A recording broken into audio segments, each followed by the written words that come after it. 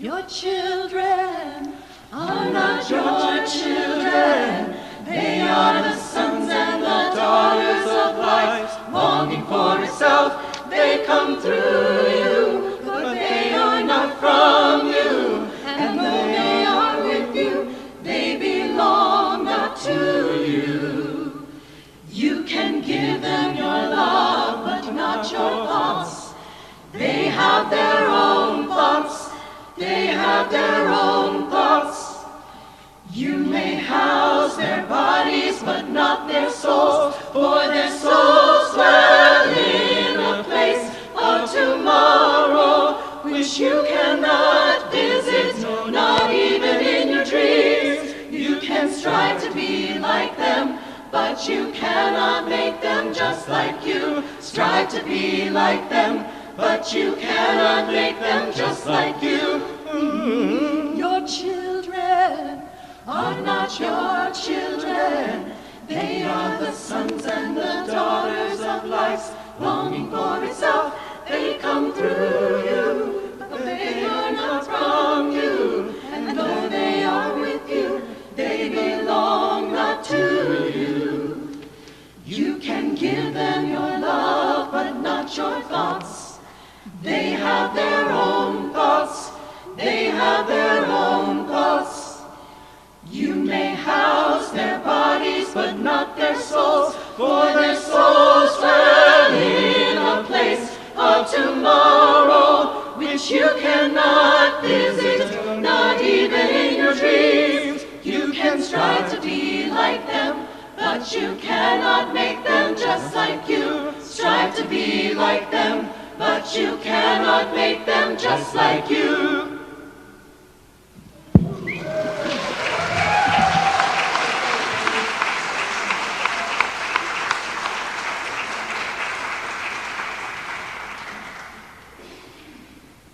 Beautiful. Thank you, y'all. Good morning again. My name's Tony Coleman. I get to serve as pastor here at First Congo, and I welcome you again to this very special place. Today we move into wrapping up the worship series that we've been in these past few weeks, this time of sinking into our sacred stories. These past several Sundays, we've looked at perfectionism's effect on our stories. We've thought together about legacy and purpose and change and interdependence. And today, I invite you to think with me not just about the content of our stories, how they evolve and build over time. Today, I invite you to consider also how we tell our stories. And a woman who held a babe against her bosom said, "Speak to us of children." And the prophet said, "Your children are not your children. They are the sons and daughters of life's longing for itself. They come through you, but not from you. And though they are with you, they belong not to you. You may give them your love, but not your thoughts, for they have their own thoughts. You may house their bodies, but not their souls, for their souls dwell in the house of tomorrow, which you cannot visit, not even in your dreams. You may strive to be like them, but seek not to make them like you. For life goes not backward, nor tarries with yesterday." If these words sound at all familiar to you, it's only because they are. You just heard them sung. They are an excerpt from The Prophet, probably the best-known work of the Lebanese writer Khalil Gibran. The Prophet is a book-length poem that centers on the story of a person known only as the Prophet, who goes about towns sharing wisdom. And this is what he had to say about parents and children.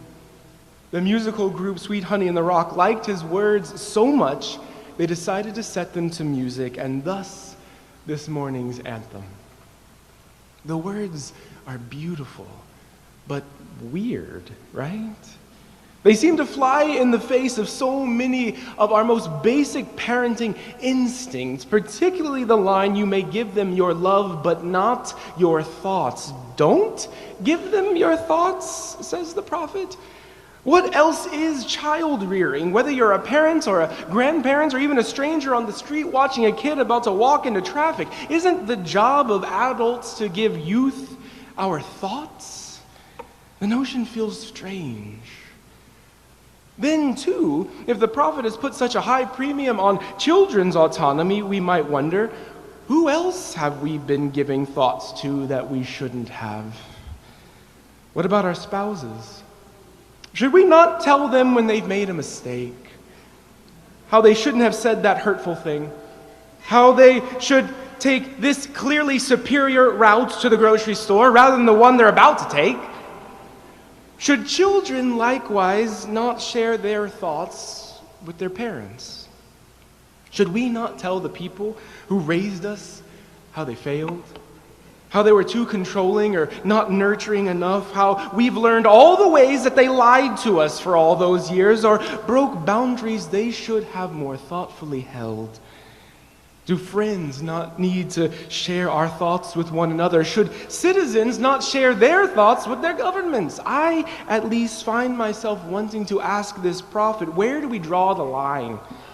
How do we know when it's appropriate to share and when it isn't? Well, we can't ask the prophet. We can and maybe should ask ourselves. And today I invite you to hold these questions in mind as we look at a fairly unique passage in the book of Acts. To set the scene a bit, this is before Paul is arrested in Jerusalem. If you were with us last week, then you might note that this is before the passage we discussed last week. At this point, Paul is still traveling through what is considered modern-day Turkey, and it's his last night with the people of the city of Troas. And here's how the passage reads. On the first day of the week, when we met to break bread, Paul was holding a discussion with them. Since he intended to leave the next day, he continued speaking until midnight. There were many lamps in the room upstairs where we were meeting. A young man named Eutychus, who was sitting in the window, began to sink off into a deep sleep while Paul still talked longer. Overcome by sleep, he fell to the ground 3 floors below and was picked up dead. But Paul went down and, bending over him, took him in his arms and said, "Do not be alarmed, for his life is in him." Then Paul went back upstairs, and after he had broken bread and eaten, he continued to converse with them until dawn. Then he left. Meanwhile, they had taken the boy away alive and were not a little comforted. When I come away from this story, I'm struck by 2 things. First, this is one of the rare times in the Bible when Paul's words aren't revealed. It's simply called discussion. Paul talked. Paul conversed, says the book of Acts. However, while what Paul said is a mystery, his effect certainly is not. And this is the second thing that strikes me about this passage. Paul quite literally bored a child to death. His discussion was so voluminous, his talk was so long, his conversation was so extended that a listener died while trying to take in his message, falling asleep and then falling out of a window. I wonder, could Paul not tell that young Eutychus was dozing off? Did Paul not see the cues, the nodding head, the drooping body, the occasional burst of eyes wide open as Eutychus tried to pull himself out of sleep? We don't know. We don't know whether Paul missed all those cues or whether he saw them and just didn't care. All we do know is that Paul was determined that night because it was his last with this group of people. He was about to set sail the next day, and so he felt a sense of urgency and maybe even desperation. I must, maybe he thought to himself, I must say everything, get out all my thoughts, let them know all the things. And who hasn't been there? At least one time or another. We've all felt the pressure of fear, or the pull of passion, or the urgency of our biggest emotions when we're afraid, or we're angry, or we're excited with joy, when we're impassioned, we can get so caught up in trying to say all the things that we lose sight of the main thing, the whole thing, the very reason we humans even learned to use speech. According to the prevailing evolutionary theories, we human animals developed the ability to speak language, not to share information, but to bond at a social, emotional, maybe even spiritual level. The anthropologist Robin Dunbar developed what's called the grooming to gossip theory, suggesting that Homo sapiens, like all apes and dogs and cats and a wide variety of mammals, groom each other as a way to connect. Over time, the sounds those humans made while grooming each other had meaning assigned to them, and then patterns developed, and words got made, and syntax formed, and voila, you could start connecting with other people without even having to touch their hair. You could speak instead. But now, there's a problem. What do you say? And there are times when we feel as though we need to say everything. Maybe we're a parent at a time of deep stress, observing the mistakes our child is making again and again, while at the same time we're feeling the pressure of our job or our co-parents or our own expectations for how this chapter of life was supposed to go. And so we say all the things. How our child has to stop doing this, and the long-term effects of doing that, how they're heading down a road that leads to disaster, how they need to quit or to start or to change something completely. We start saying all the things, but in truth, the whole thing we're trying to do is connect with our child, to protect them, to give them love. Caught up in the throes of how we're feeling, we might be like Paul, trying to say it all in one night after a blow-up with our partner, releasing all the pent-up feelings that had accumulated over the months and the years, telling her all the ways her words have wounded us, rehearsing all the times he forgot to do this or they intentionally continued to do that. We get sucked into saying all the things when really the whole thing we want to do is fairly basic. We want to connect with our loved one and feel that they respect and accept us. Maybe we're a child telling our parents all over again how they messed us up, or at the very least should have done better, telling them all the things when the whole thing we really want is to have a real relationship with them as we try to establish a deeper relationship with ourselves.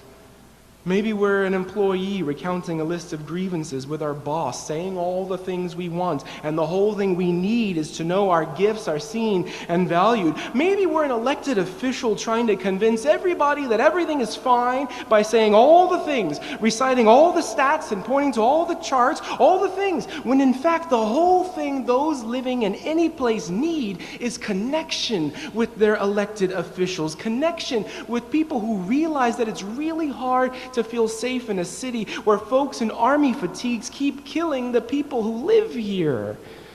But caught up in fear, under pressure, swallowed in stress, we can lose focus on whether or not we're even being heard as we just speak and do it as loud and for as long as it takes for us to feel satisfied that we've said everything we need to say.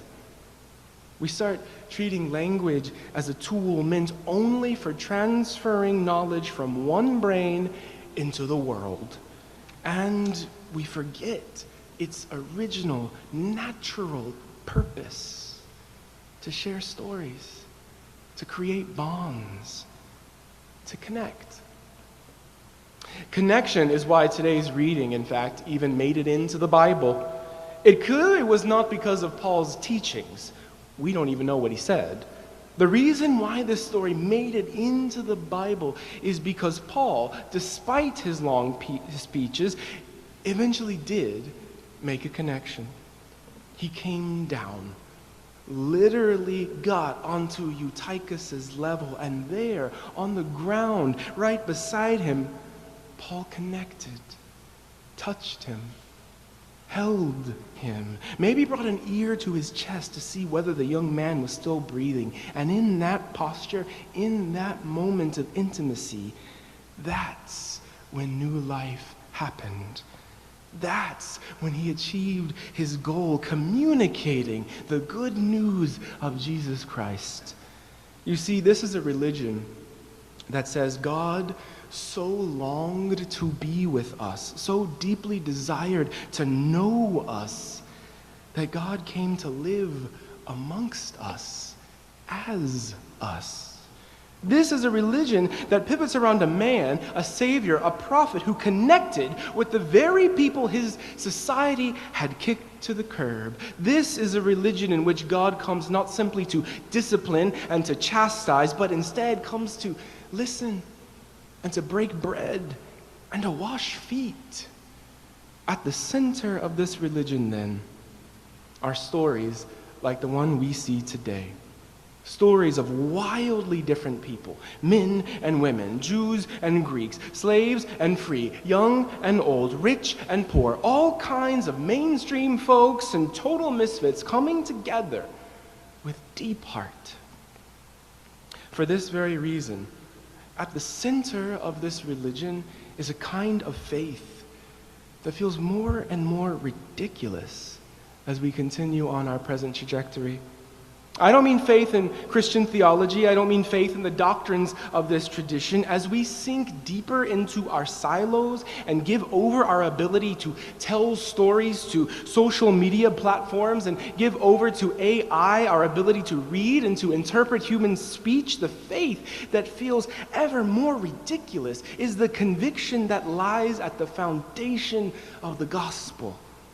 The faith that no matter who we might be to each other, we can still connect with each other. At the center of the Jesus movement is this core tenet that people can find ways to shrink the distance between us, and in doing so, be transformed. Whether we use words or touch, whether we use stories or sheer physical presence, our faith is built on the idea that where 2 or 3 are gathered, the power and love called God, the very source of new life, is possible. Mostly, what we see Jesus doing, what this faith calls us to do, is to clear the path for connection. This is why I think Jesus mostly asked questions and told little stories that we know as parables. And this is why, following the example of Jesus, we might have to find ways to release the pressure before we start talking. Following the example of Jesus, we might have to pray, as he so often did before speaking to crowds. We might have to think creatively and find relatable examples and thoughtful stories, as Jesus did again and again, if we are determined to stay centered in the whole substance of our relationships. Then we might sometimes have to resist the temptation to say all the things so that we can actually accomplish the whole thing, the whole point of our faith, the very reason our species even has speech: connection, transformation, and love. May it be so, and amen. We now worship God as we present our offerings.